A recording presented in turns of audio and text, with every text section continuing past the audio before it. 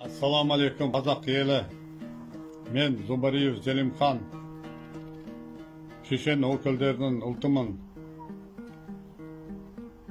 Бірнеше ұлттар соғыс кезінде осы Қазақстанға әкеліп түрген.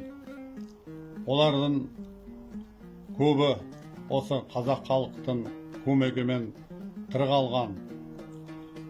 Мен осы бүгін 1 Наурыз алғыс айту күні қазақтарға шын жүректен рахметін білдіремін.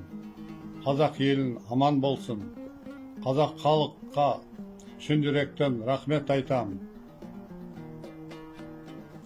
Еліміз тыныш болсын, аспанымыз ашық, елімізде бірлік, тыныштық, бақытты болсын.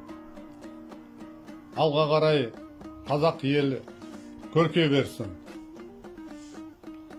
Енді мені немерелерді бір-екі сөз айтады қазақ халыққа. Бірлігі мен ынтымағы халықтың, көгімізде жарқырайды жарық күн.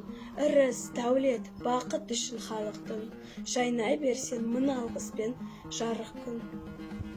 Алғыс айту күні құтты болсын, қазақ елім мың алғыс.